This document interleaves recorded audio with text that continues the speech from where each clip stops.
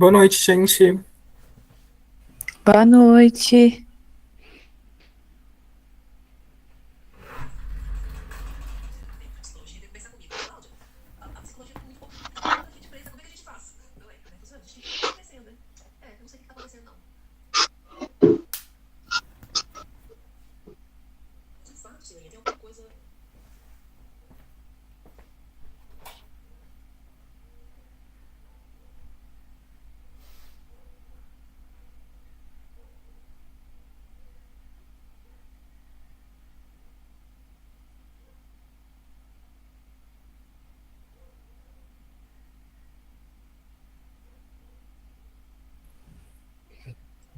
Eu acho que a gente pode começar se apresentando, né? Enquanto, enquanto o pessoal vai chegando. A aula de hoje vamos ser eu e o Richardson, né?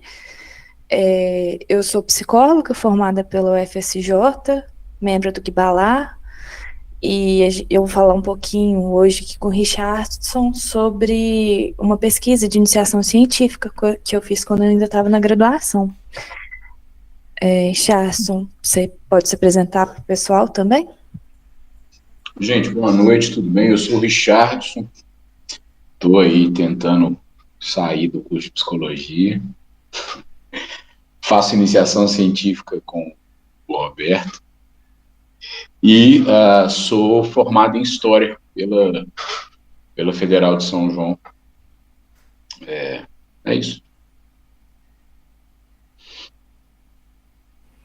Acho que a gente pode ir começando então, né, Richardson?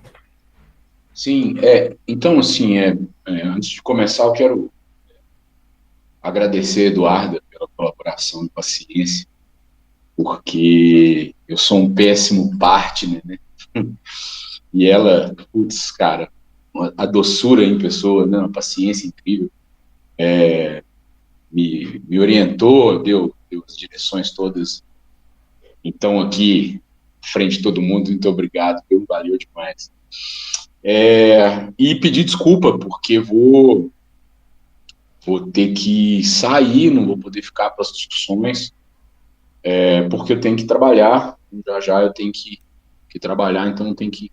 Vou sair antes do fim, peço desculpa aí a vocês em relação a isso. A outra coisa é que as questões do projeto estão bem no começo. Assim.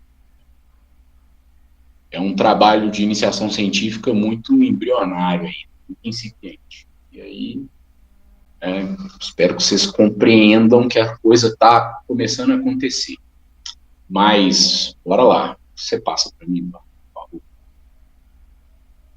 Então, eu comecei com essa frase do Lacan, que é mais uma das do Lacan, né? Lacan é tão genial, maluco, difícil, que às vezes eu levo ele no bom humor. Assim, o cara ele, na carta roubada, né, o seminário sobre a carta roubada, ele para definir lá com o título que o Paul colocou, que o Baudelaire traduziu, entre os dois, ele cria essa expressão, né, la lettre en souffrance, num francês aí que eu peguei, que é uma expressão que vem do mundo postal, da lógica dos correios, de uma carta à espera, a deriva que ainda não chegou, né, mas que vai chegar. E eu coloco essa frase porque ela tem muito a ver com a relação minha com o objeto, né, que esteve durante um tempo en souffrance, né, assim, jogado no fundo de uma gaveta, e que, como toda carta, acabou chegando ao destino e está aqui, né?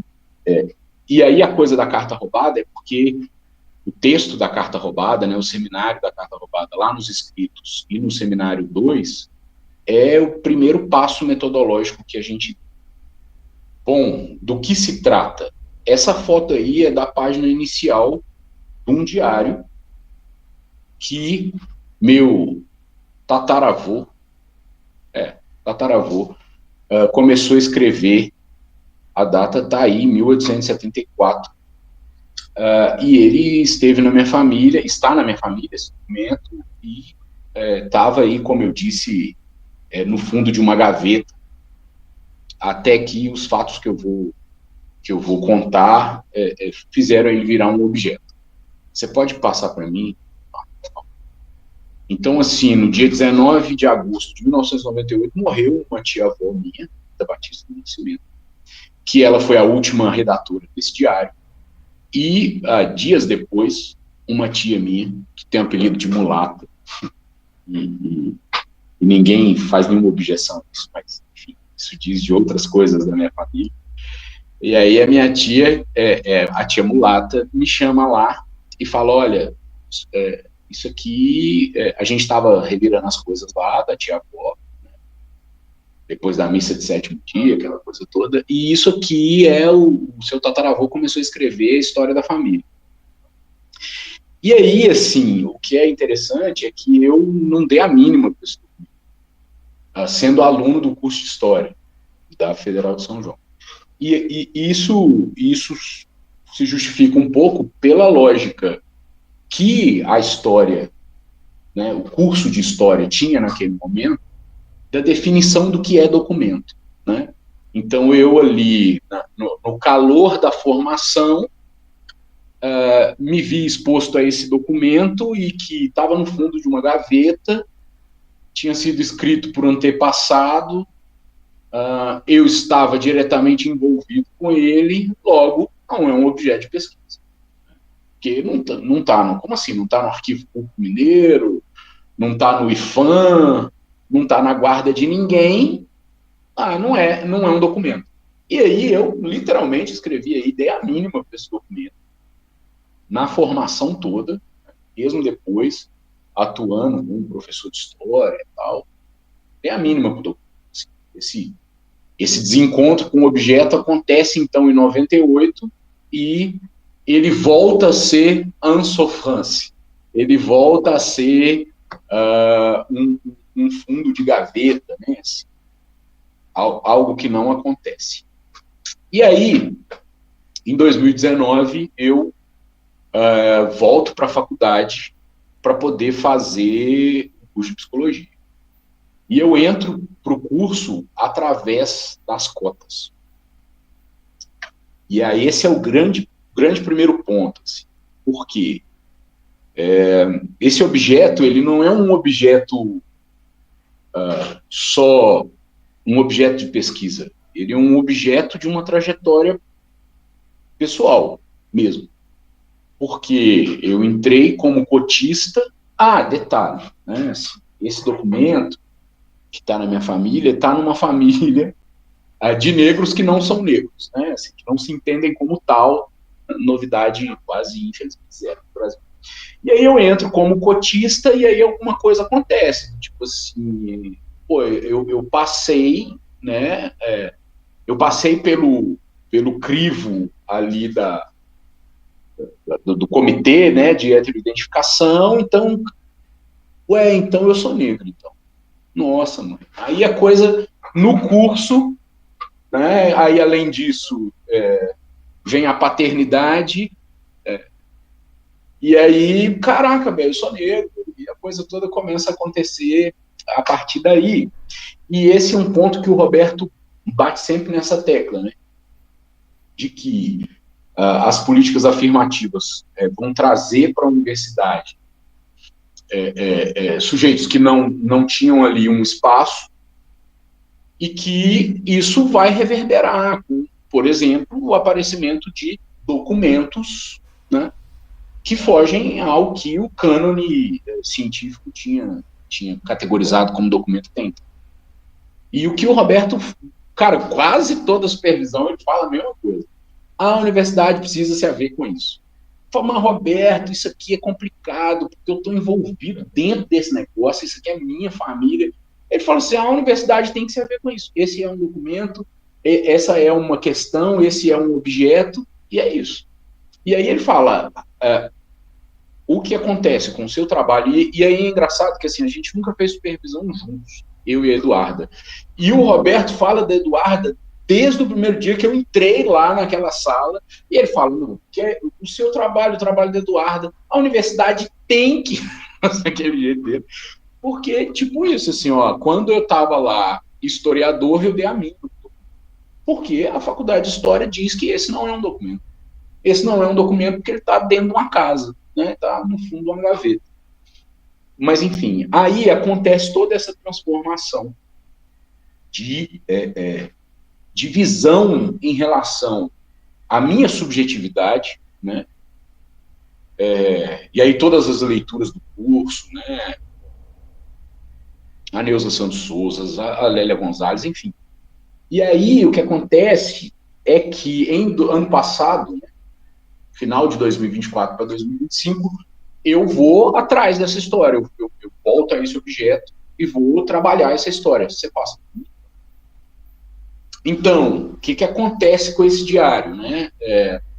Ele abre a possibilidade para eu voltar para o arquivo, agora os arquivos, né? A história considera, vamos dizer assim. E aí o que eu encontro lá? Um inventário, eu fiz um esquema horroroso aqui, mas só para poder passar a ideia para vocês. Um inventário de uma mulher que veio para São João del Rei, vinda com os pais de Goiás, Maria Tomásia Pina da Paixão. Ela, no inventário, vai alforriar uma escrava dela chamada Cândida, de quem eu não encontrei mais informações. E ela alforria a Cândida e seu filho Manuel.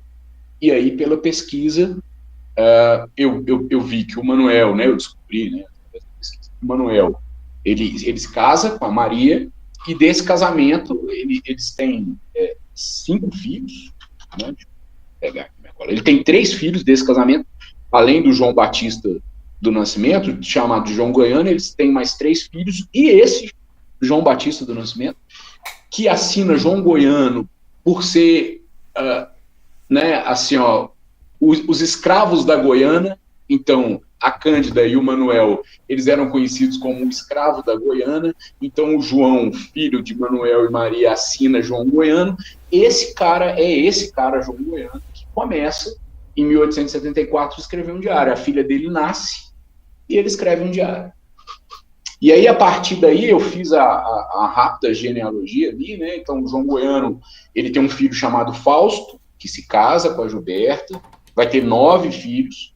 Desse casamento do Fausto com a Gilberta, nasce a Diva, que se casa com o Mário, que tem 8 irmãos, e da Diva e do Mário nasce a Marise, que é a minha mãe. Então, assim, o grande rolê é que eu sou um cara negro, brasileiro, e que consegue ter, graças ao diário e aos documentos que existem aqui na cidade, né, o rastreio da sua história familiar até 5 gerações para trás.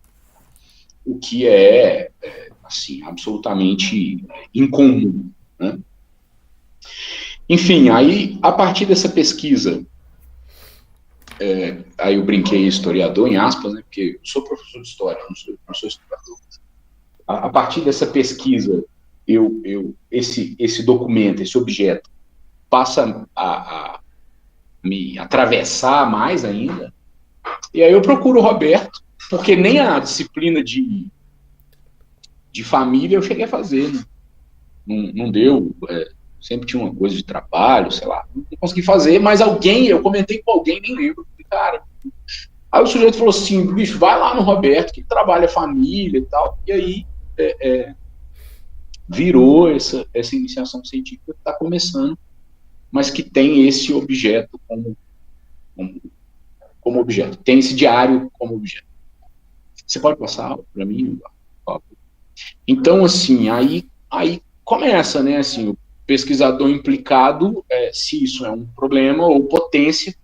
Eu pus a fotinha aí, porque isso é o apontamento do meu nascimento lá no diário. O diário aponta todos os casamentos, nascimentos, mortes, compra de coisa, venda, mudança de casa, briga com o vizinho, E esse diário tem lá rasuras que são curiosíssimas, né? E aí fica esse problema, essa questão, assim, o pesquisador implicado, problema ou potência implicado a esse ponto. Não é só um diário da minha família, é um diário que, entre outras coisas, me localiza aí na cadeia significante. Ela nasceu, Richard. Então, como é que fica uma pesquisa com essa localização, assim, né? Com essa mistura. Aí, pode passar, Eduardo. Então, uma primeira leitura foi do artigo do Figueiredo, do Luiz Cláudio Figueiredo, que se chama Pesquisa em Psicanálise, Algumas Ideias e um Exemplo. E aí, nesse arquivo, ele fala de que existem trabalhos em psicanálise e com o método psicanalítico. E aí ele defende que um trabalho em psicanálise ele pode ser feito por absolutamente qualquer pessoa. Né? O sujeito pode resolver fazer um mestrado, um artigo, sei lá, e pode querer produzir qualquer coisa sobre ato falho, sei lá. Ele não é um psicanalista, né? Ele faz em psicanálise. E eles diferem isso no artigo com um trabalho com um método psicanalítico. E aí ele vai dizer o seguinte, que se busca fazer com um método psicanalítico, a exigência da presença do psicanalista enquanto psicanalista é incontornável. Então, se a ideia é trabalhar com o diário via método psicanalítico, a minha presença como pesquisador psicanalista ela é irremediável. E aí, no Freud, Pensador da Cultura, do Renato Mezan, tem um ponto, ele repete isso algumas vezes no livro. Ele fala de me fabula narratur, né? É uma expressão em latim, né? Que assim, essa história é sobre mim. E ele está falando isso lá com um alerta de que se eu vou fazer com psicanálise, né, atuando como uma posição de escuta psicanalítica, tudo, seja num set psicanalítico ou num caminho de pesquisa, mesmo incipiente como esse, tudo é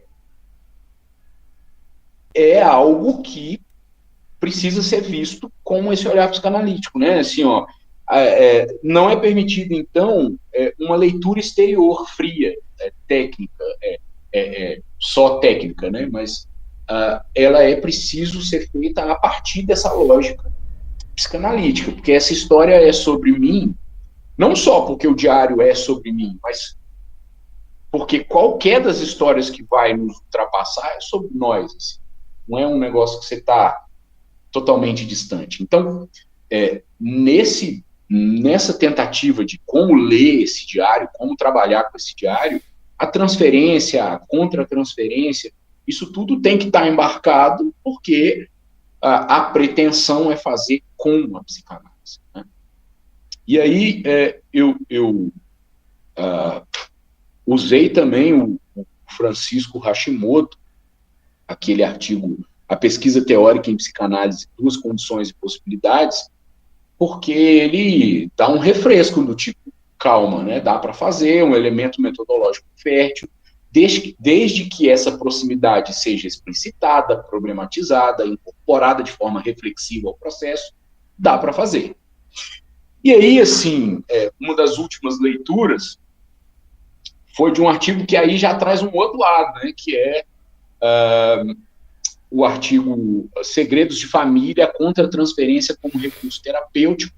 As autoras alertam, né, que essa posição, que é a posição que eu posso ser levado a meio que entrar nos pactos, nos tratados, eu posso ser levado por ser da família, né, isso pode me enredar para caminhos que podem enviesar demais o que eu pretendo fazer. De qualquer forma, o Roberto sempre orienta o seguinte, olha, é uma dificuldade real, mas manejável. Né? Então, eu brinquei aí, será, mas é o que eu espero, que seja manejável. Ele falou, é uma dificuldade real, mas a gente vai manejar isso. O grande problema, e aí, Eduarda, pode passar, por favor, é achar uma ferramenta metodológica. Sim.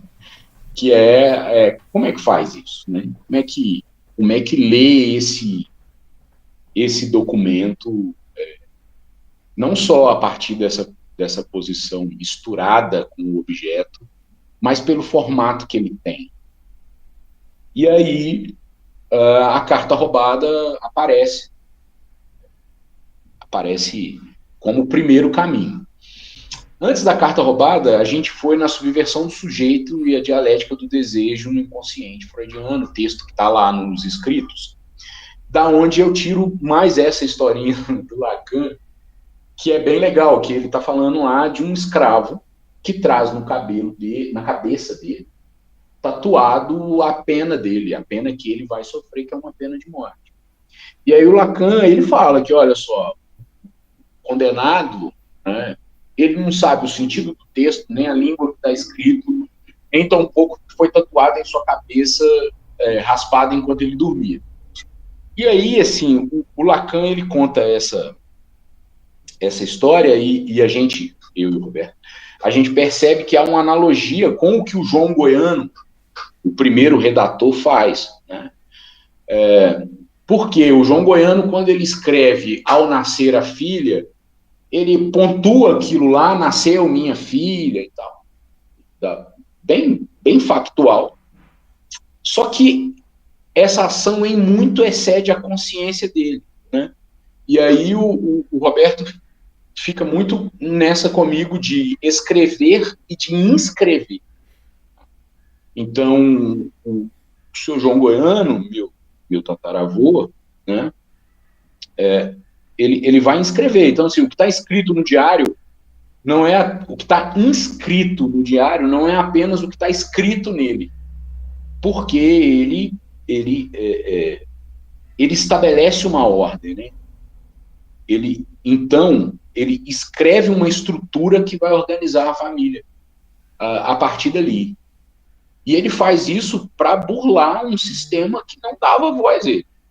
Né? Então, ele, como filho de escravizados, quando nasce a filha dele, ele fala, opa, não, essa história eu vou contar. E, pegando Lacan como suporte para poder especular isso, né, ele estabelece uma cadeia, né? Então, ele cria uma ordem significante que ele não controla, né? A carta roubada depois em Lacan e o diário, que é o que a gente tenta aproximar, meio que metaforiza isso. Demonstra que o significante deslocado organiza. Então, quando ele estabelece isso e esse diário, carta, vai mudando de mão, não é muito o que está escrito nele, mas o que ele faz com quem ele encontra ou com quem ele atravessa. Então, esse diário ele tem 4 redatores, né? O João Goiano, o filho dele, Fausto, depois a esposa do filho dele, a Gilberta, e depois a filha de Fausto e Gilberta, a Rita, que, ao morrer, a gente encontra esse diário. A letra que faz a pontuação do meu nascimento é da Rita, minha tia-avó. Então, essa pesquisa, né? Essa iniciação científica, assim, bem começando, ela tem 2 pequenos passos aí, que é a carta roubada e um que está muito paralelo a ele, que é o Fred Monten, que é o texto que a Eduarda mandou lá no grupo, né? Pode passar, Eduardo, para mim, por favor. Então, a ideia é meio que entender o diário como um significante / carta roubada, né? Assim, um paralelo. Né? Então, se o significante / carta roubada / diário do João Goiano determina os sujeitos, os seus atos, seus destinos, suas recusas, então a ideia é que a gente aproxime esses. Esses dois. Então, não são os personagens que controlam plenamente a carta. É a carta enquanto significante que controla a posição deles. Tanto a carta roubada no conto, analisado por Lacan, quanto o diário, organiza posições, né? Do discurso frente ao outro, da posição simbólica na cadeia significante, do deslocamento do significado, né? Então, a carta, ela possui. E aí a gente está na ideia de que o diário também possui. O diário também é quem é o possuidor de sentido. O significante aparece no lugar de algo que não está presente. O significante está no lugar de uma coisa que falta. Então, os fatos do diário, eles representam a partir de uma falta. E é no momento que os fatos do diário representam a partir de uma falta é que ele mobiliza posições e permite a transmissão. Né? Bem a lógica do Lacan, o diário ele faz um vazio operar, porque, de novo, não são as pontuações. Eu acredito que depois a gente vá para elas, né? Para como as coisas estão ali, as rasuras, que são rasuras de questões raciais, porque uma das... A Rita, que é a última redatora, ela foi negada num convento. E aí a história familiar diz que ela foi negada num convento por ser negra. E como o diário está na posse dela, ela chega e escreve isso. E depois ela rasura. Então tem essa bela rasura no diário, que para nós, psicanalistas, é muito válida. Né? É muito válida enquanto ponto desse diário que precisa ser lido pelo que fala, pelo que cala e pelo que sobra, né? Calazans fala sempre isso. Então, assim, para caminhar para o final, existe uma eficácia simbólica da escrita para além da vontade de quem produz. Assim como o escravo da historinha de Lacan tinha lá um negócio tatuado na cabeça, o que o João Goiano faz enquanto redator do diário vai além da vontade que ele tinha, não apenas como mensagem, mas como resto, né? Como dejeto, como rasuras e como causa do desejo. Então, aí o Calazans orientou, né, de que a gente pudesse ver também o diário como objeto A, no sentido que ele encarna pautas, né? E aí a gente, na última supervisão, estava conversando e fala de objeto afamiliar. Então, ele mobiliza, convoca, organiza, escreve e convida a encarnar essas faltas, as faltas de que toda a questão racial no entorno disso traz. Então, esse é um dos caminhos que a gente está começando a trilhar. E aí, se em Lacan o diário não se recusa a uma mensagem consciente, mas atua como significante, no Fred Montem, passa para mim, por favor. No Fred Montem, ele reconhece, ele reforça o que o Lacan está fazendo. A ideia do Calazans foi reforçar esse caminho com esse texto, né, o grito da tia Esther, que eu mandei para vocês. Porque o Montem fala da escrita para além da intenção de quem escreve, sustentando a ideia de que objetos resistem. E aí isso aproxima muito o que eu vim falar e o que a Eduarda vai falar. Resiste como ato performático, porque no conto o grito da tia ao ser chibateado atravessa o sobrinho que está ali ouvindo e vai para o texto, e, enfim, ele é um objeto que resiste. E aí ele resiste, para encerrar, ele resiste porque ele excede, né? O diário, ninguém jogou o diário fora, né? O Calazans fica assim, caraca, ninguém jogou isso fora. Ninguém jogou isso fora porque ele excede ao simples diário, né? Então, ao exceder como simples diário, embora ele tenha essa materialidade, é essa última frase, que eu acho que ela é fundamental para mim, né? Embora a subjetividade seja definida pela possessão do sujeito de si mesmo, dos seus objetos, o diário, ele é da minha família, ele está lá na casa da minha avó, agora digitalizado, está aqui nesse notebook. Então, assim, embora a subjetividade seja definida pela possessão do sujeito de si mesmo, de seus objetos, ela é perturbada por uma força despossessiva exercida pelos objetos, de modo que o sujeito pareça ser possuído, infundido, deformado pelo objeto que possui. Então, eu coloquei isso aqui porque isso é algo que eu me apego, no sentido de que a minha implicação subjetiva com o objeto, ela não é uma fragilidade metodológica, mas é um dado do que o objeto é capaz de fazer, né? Então, eu não estou vendo como uma fragilidade, mas eu estou vendo como um dado que demonstra, comprova que os objetos resistem, e objetos resistem porque eles, nesse caso do diário e em vários outros, eles não são só objetos, né? Eles criam uma trilha de situar o significante e de marcar os sujeitos que entram em contato com eles, como esse diário me marcou. Então é isso. Vocês me perdoem, mas eu vou sair voado aí para dar aula. A Eduarda, se depois alguém tiver alguma dúvida e tal, passa para a Eduarda passa para mim. Agradecer aí a oportunidade e é isso. Boa noite, até mais. Boa noite, muito obrigada, Richardson. Depois eu vou enviar o texto do Motem lá no grupo para vocês. Legal. Obrigado, Eduardo. Tchau, tchau. Tchau, tchau.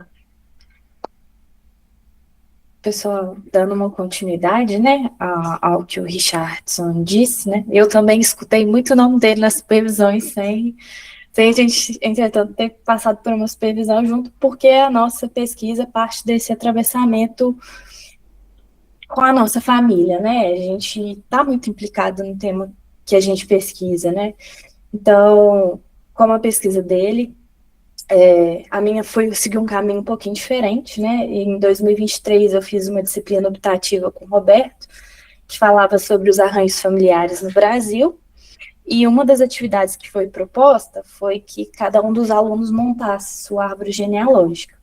E quando eu fui fazer esse processo, né, de buscar informação sobre os meus familiares, eu sempre escutava uma resposta de que eu não ia encontrar isso em cartório, porque o cartório pegou fogo. Eu escutei várias versões dessa história, em algumas versões o cartório havia pegado fogo, outras versões era a casa paroquial, mas o que elas tinham em comum é que esse lugar, que é a sede de um arquivo, havia pegado fogo e eu não ia encontrar essas informações. E aí essas pessoas me diziam que eu só encontraria essas informações com os familiares que guardavam os registros familiares, ou então com aqueles que eram mais velhos e que ainda se recordavam, ainda não estavam lúcidos para falar sobre isso que eles se recordavam, né? Isso me deixou muito intrigada, e eu comecei a pesquisar também sobre a história de Bertioga, que é a cidade que eu nasci, a cidade da minha família, né? É uma cidade que fica no interior de Minas Gerais, foi emancipada há 63 anos, né? Mas há 63 anos atrás era um distrito de Barbacena. E aí eu só encontro 2 livros sobre a história de Bertioga na Biblioteca Municipal, com recortes muito específicos da história do município. Então, um falava sobre a construção do hospital, que é muito recente, e o outro sobre a construção da rodovia que liga Bertioga a Barbacena. Então, eu vou entender que não só a história da minha família não está nos arquivos, mas boa parte da história do município, né? E aí, para começar, né, a gente precisa entender que Bertioga é um território puri. E isso foi algo que atravessou a minha história familiar, né? Os familiares que eu não consegui encontrar registros sobre eles foram familiares puris. E há algumas menções breves e pontuais sobre Bertioga ser um território puri, no site do município e no site do IBGE, mas não desenvolve muito sobre isso, né? E eu começo a me perguntar se esse apagamento da história de Bertioga não está relacionado com o apagamento da etnia Puri, que foi considerada extinta nos documentos oficiais a partir do século XVIII. Considerando que o que eu não encontro nos arquivos é principalmente a influência indígena nesse território. Acontece que, como a gente viu, né, essa ausência dos documentos nos arquivos não significa que não existem outras formas dessa história ter sido documentada, né? Então, os meus familiares me orientam a buscar aquelas pessoas que guardavam os documentos nas suas casas, buscar aqueles parentes mais velhos que lembravam. Existia um registro que estava com essas famílias, né? E isso também aparece em relação a etnia Puri, que apesar do apagamento em 2012, 675 indígenas se reconhecem como Puri no censo do IBGE, né? E hoje a segunda maior população Puri vive em Barbacena, né, considerando essa relação entre o território de Bertioga e Barbacena, e que até hoje tem uma certa dependência entre os dois municípios, né? E além disso, eu vou perceber outras questões, né? O próprio nome Bertioga, ele deriva de uma língua indígena, que é o tupi, né? Deriva de Berigioga, que significa refúgio das tainhas. A bandeira do município, ela tem no centro uma araucária, que é uma das árvores sagradas para a etnia Puri. E além disso, curiosamente, considerando que eu encontrei pouquíssimo dado sobre Bertioga e que eu pesquisei inclusive artigos científicos, um dos poucos artigos que eu encontro que mencione Bertioga vai falar sobre a prática da etnoveterinária. Também existe a prática das benzeções e da etnomedicina até hoje nas famílias ibertioganas, né? Então, ao contrário do que atestam essas fontes oficiais, há diversos documentos relatando a história de Bertioga. A questão é por que esses documentos não são reconhecidos. Parece que não se trata de uma ausência de voz, mas da marca de uma violência que vai incidir principalmente sobre o direito de denunciar, né? E aí, para pensar um pouco sobre isso, eu me aproximo da Aisha Zulay, principalmente da discussão que ela traz no livro História Potencial, né? A Zulay, ela vai falar que arquivo e documento não são a mesma coisa. Ela vai falar que o arquivo ele é uma tecnologia imperial que exerce uma violência constitutiva sobre outras formas de envolvimento e manipulação de documentos, e que seu papel é assegurar que a transferência dos documentos das colônias para a Europa não fosse tida como um roubo, e sim como algo normal, né? E considerando isso, eu acho até curiosa essa história que se apresenta em Bertioga, que fala sobre o arquivo como o lugar que pegou fogo, que eu não vou encontrar nada lá, né? Eu acho que, de uma certa maneira, essa história denuncia esse roubo, né? E o porquê dessas pessoas guardarem esses documentos junto com suas famílias, né? Então, assim, considerando os atravessamentos da colonização no Brasil e como isso afeta, né, as modalidades de registro e guarda documental, principalmente quais modalidades são reconhecidas e legitimadas pelo Estado e quais não são reconhecidas e deixadas à margem, né? É preciso a gente entender outras formas de manipulação desses documentos, né? Entender que essas outras maneiras que não foram legitimadas não deixam de se constituir como documentos porque elas são produções sociais e discursivas sobre a realidade. E aí, em psicanálise, a gente entende que isso que é transmitido sem ser reconhecido como um não dito, né? Então, dado o tema da minha pesquisa, que era pesquisar especificamente sobre a retomada Puri, né? Como depois de 2 séculos de silenciamento, a etnia Puri consegue retomar, principalmente a partir desses documentos que até então não eram reconhecidos, porque nos documentos oficiais a etnia Puri era considerada extinta. Mas isso não significa, né, que não havia outros documentos que registravam sua experiência, né? E aí eu precisava elaborar um método capaz de acessar esse não dito, considerando principalmente essas outras modalidades de documento, né, essas outras fontes históricas. E é aí que eu vou ao encontro do conceito de oralitura da Leda Maria Martins, que a gente pode pensar a oralitura como uma maneira de documentar que considera o corpo como locus de memória. E aí eu vou trazer a definição que a Leda Maria Martins faz de oralitura, né?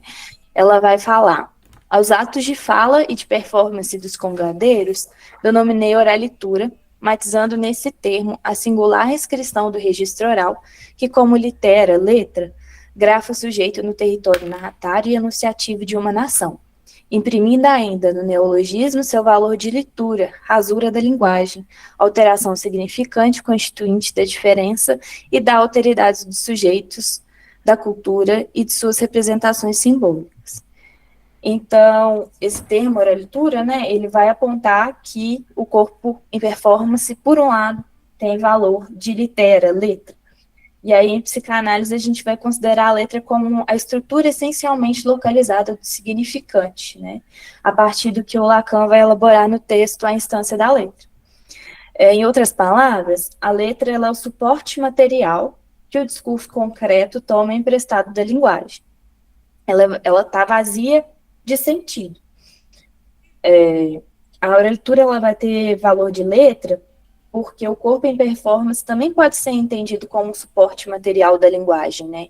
Então, esse corpo também pode ser entendido como um significante. Esse corpo em performance pode ser um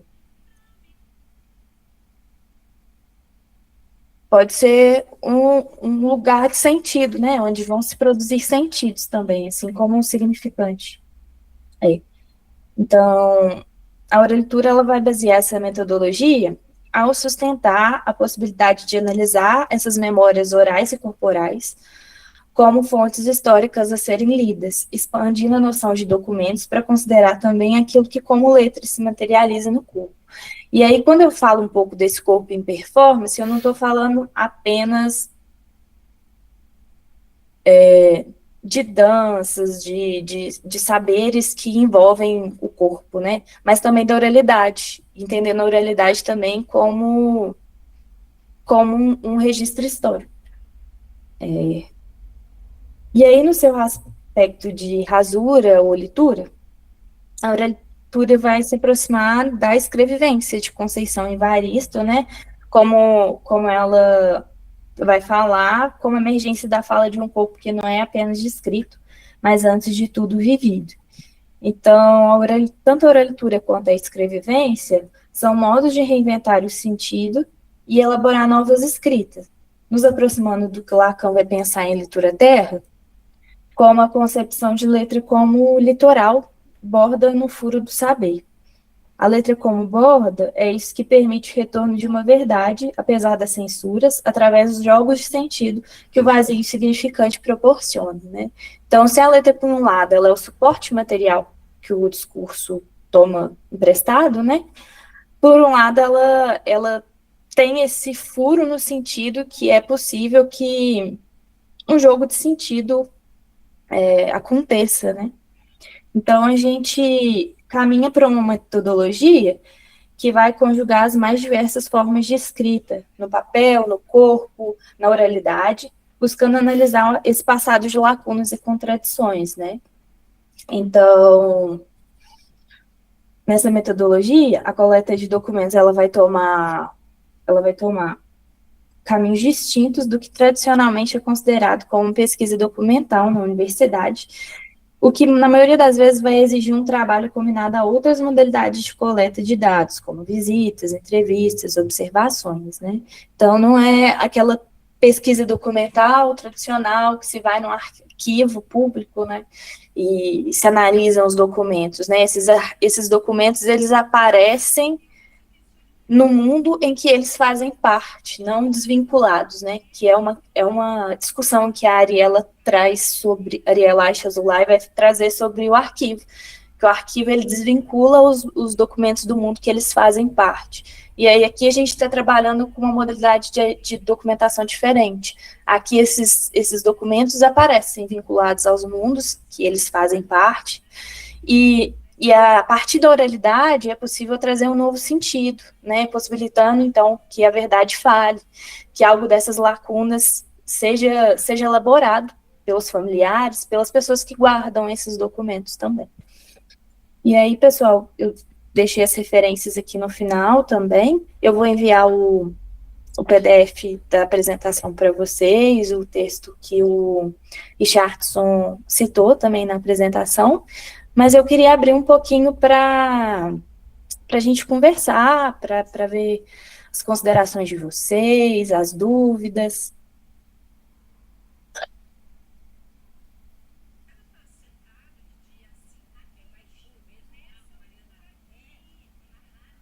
Duda, eu queria fazer uma pergunta. Tá me ouvindo?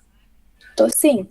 Desculpa, eu não vou conseguir abrir a câmera porque eu precisei trocar do notebook para o telefone, mas eu não sei se foi no momento que eu caí.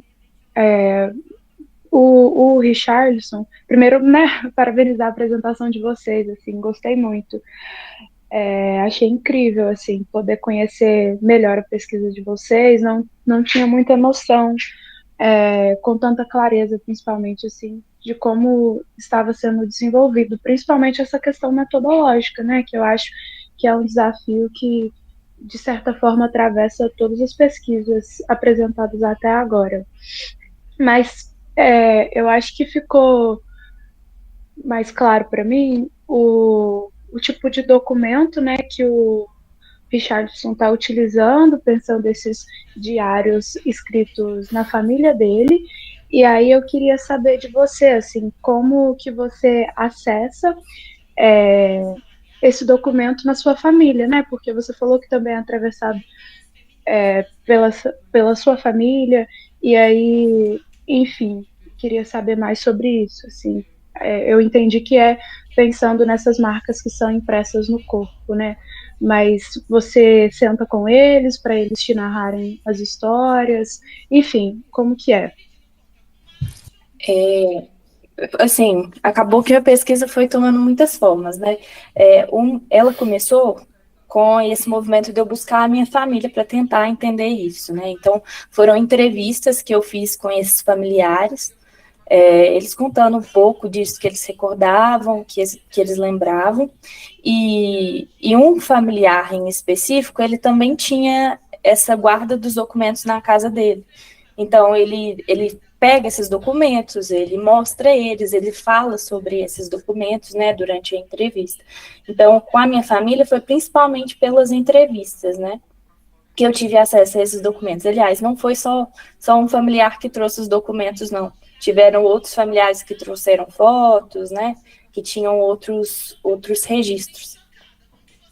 E aí esses registros também não aparecem desvinculados, eles aparecem com eles podendo falar sobre eles, né, poder elaborar um pouco também sobre esses documentos. Mas ainda assim, são documentos que têm faltas, que têm lacunas, né? E que por isso mesmo é interessante eles poderem falar sobre isso, né? E aí depois esse trabalho foi tomando outras formas também. Então eu também comecei a pesquisar muito sobre documentários, sobre vídeos. Um documentário que foi muito especial, assim, na minha pesquisa, é o documentário sobre o Museu da Cultura Puri, que fica lá no Rio de Janeiro. Que aí o Dauá Puri, que é o responsável por cuidar do museu, né, ele vai falar sobre como o Museu da Cultura Puri ele é diferente dos museus tradicionais, né, que ele reconfigura essa questão museal, porque ali os documentos, né, as coisas que estão ali presentes não são coisas que estão desvinculadas do mundo que eles vivem. Então, são objetos que ele usa. O museu fica onde ele mora. Ele fala sobre aqueles objetos e aqueles objetos são objetos vivos também, né? Não estão ali só parados, a gente interage com eles ali. E aí ele fala que isso é muito importante porque em relação à etnia puri, existe esse movimento de querer fixar a etnia no passado, como se eles não existissem mais, mas eles existem e eles estão aqui hoje e essa história não pode ser uma história morta, sabe? Acho que passou muito por isso também. Na minha pesquisa também eu encontrei muito com com o Folguedo dos Arrepiados, que é uma manifestação do catolicismo popular, né, que passa por essa questão do corpo também. Mas, em especial, são as entrevistas e as pessoas poderem falar sobre isso.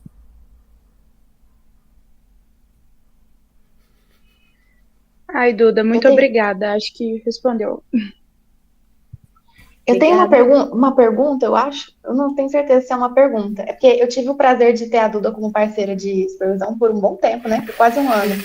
Então, assim, parabéns, porque sua pesquisa avançou muito desde que a gente se separou na supervisão, né? Então, eu fiquei realmente muito impressionada. Mas eu queria que você contasse um pouquinho, até porque eu acho que vai em direção a essa pergunta que a Lívia fez, sobre que você traz na sua pesquisa, na sua apresentação, a noção de que o corpo vai ser também um arquivo, né? Uma forma de um arquivo a partir do qual se inscrevem alguns significantes, algumas marcas, né? E aí eu queria que você contasse para o pessoal, aí da minha posição privilegiada, por já saber dessa história, sobre aquela situação em que você foi lida como uma pessoa negra, num contexto de inclusão, eu acho que foi alguma coisa assim, né? Por quê? Por que eu tô falando disso, né? Porque eu acho que esse significante negro, ele não é usado só para pessoas negras necessariamente, mas também para indígenas, né? E, enfim, aí você pode contar um pouquinho mais.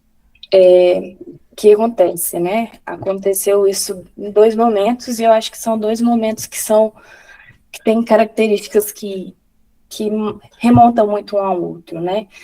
Eu não sou uma mulher negra, né? Como vocês podem ver, assim, eu tenho cabelo liso, escorrido, eu tenho a pele clara, mas eu nasci em Bertioga, cresci em Bertioga, e o começo da minha vida, como em Bertioga depende muito financeiramente, economicamente, enfim, de Barbacena, eu tive que me movimentar para Barbacena, né, para estudar, para ter acesso a emprego, enfim. E aí eu estudei no ensino médio numa escola particular, onde, né, nós sabemos como que é o ensino particular no Brasil hoje, né, eu lembro que nessa turma minha eu só tinha um colega negro, e que nessa turma particular, um dos professores, em algum momento que eu tinha feito luzes no cabelo, ele aponta o dedo para mim e faz o movimento de falar que nunca tinha visto uma preta loura. E aquilo eu me surpreendi com aquilo, porque eu não me reconhecia como uma mulher negra, né? Passaram alguns anos, algo muito semelhante aconteceu quando eu trabalhava em Barbacena, no gabinete de um vereador. E aí, novamente, é um lugar que circulam corpos brancos, né, e muito privilegiados, né, e aí nessa reunião, né, numa reunião no gabinete do vereador, que eu estava lá fazendo a ata, acontece esse movimento de novo, né, eles apontam para mim durante a reunião e falam para esse vereador que era muito legal perceber que ele estava incluindo pessoas negras no mandato dele. E aí, mais uma vez, eu me surpreendo, assim, com isso, né? Mas aí eu passo a entender que, querendo ou não, o indígena, ele é racionalizado, assim. Não que eu seja uma mulher indígena, né? Mas esses traços me atravessam. Tenho esses traços que marcam a minha descendência indígena. E como esse corpo também não é um corpo que costuma circular nesses espaços, ele acaba sendo lido como um corpo negro, né? É uma dupla invisibilidade, né? Assim, você é reconhecido como um estranho nesses espaços, mas você não chega nem a ser reconhecido como uma pessoa que tem traços indígenas, né? Você só é reconhecido como um outsider, alguém que não circula ali, né? E aí eu acho que é por isso que não dá para pensar sobre o racismo sem também pensar na questão indígena, né? Porque são corpos racializados. Apesar da identidade indígena não ser uma identidade racial, ser uma identidade étnica, né? Ela acaba sendo racializada, sim, né? Por esses traços. E aí eu acho que esse exemplo, ele ilustra muito o que você e o Richardson trouxeram na pesquisa, né? Como que pesquisa em psicanálise é sempre uma coisa que atravessa em maior ou menor grau cada um de nós, né? Os nossos temas vão ser coisas que nos tocam. em alguma medida. Então, muito obrigada, Duda, por compartilhar com a gente essas situações aí que aconteceram com você. E seu trabalho também. Obrigada. Viviane, se quiser trazer? Oi, Eduarda, boa noite. Olha, eu quero parabenizar também pela pesquisa, né, pela sua pesquisa, também a anterior, são pesquisas super interessantes. E eu acho que sim, são pesquisas muito importantes também, né, justamente para esse momento que a gente vive, esse resgate histórico.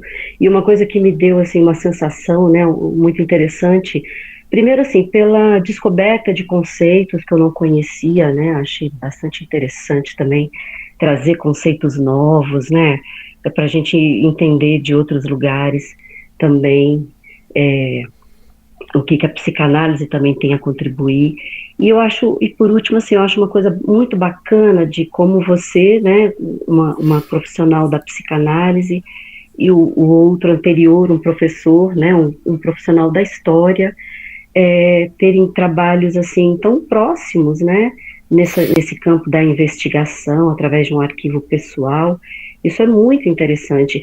E como que, e vai reforçando, né, o tanto que a psicanálise tem esse caráter mesmo, né, historicizante, né, de lançar luz mesmo onde as coisas tendem ao apagamento.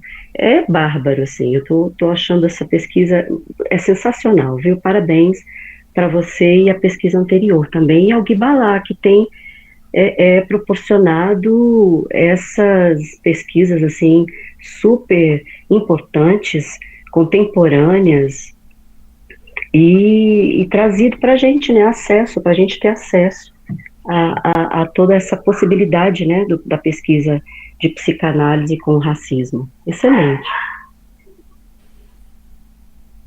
Obrigada, Viviane. Eu acho que foi muito interessante esse curso para a gente pensar, né, nessas pesquisas, e como é um assunto complexo também, né, a gente precisa se implicar nele também para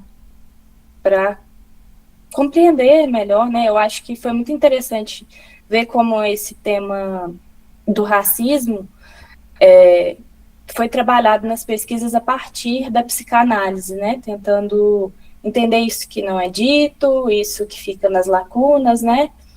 E a implicação de cada pesquisador, né, com esse tema. Regiane, se você quiser fazer a sua pergunta também. Peraí, vou tentar abrir a câmera aqui um minutinho.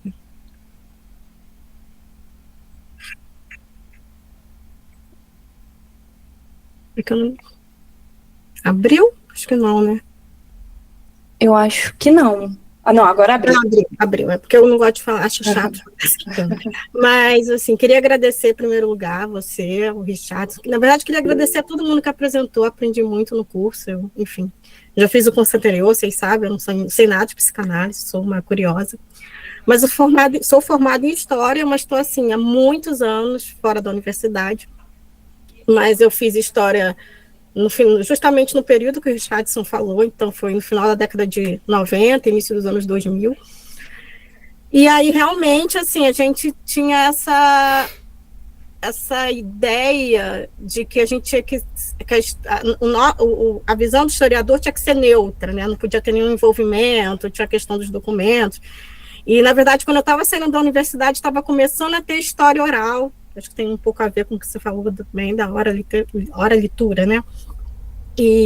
Mas aí o Richardson, no início, ele fala assim, bem en passant, assim, será que isso é um problema ou uma potência? Mas me pareceu que ele vê mais como um problema do que uma potência, né? Então, assim, infelizmente ele não está aqui, mas se você puder passar para ele, porque eu acho que é muito mais potência, né? Apesar de parecer que é um problema, porque a gente traz esse ranço de anos atrás da história, como a gente não poder estar envolvido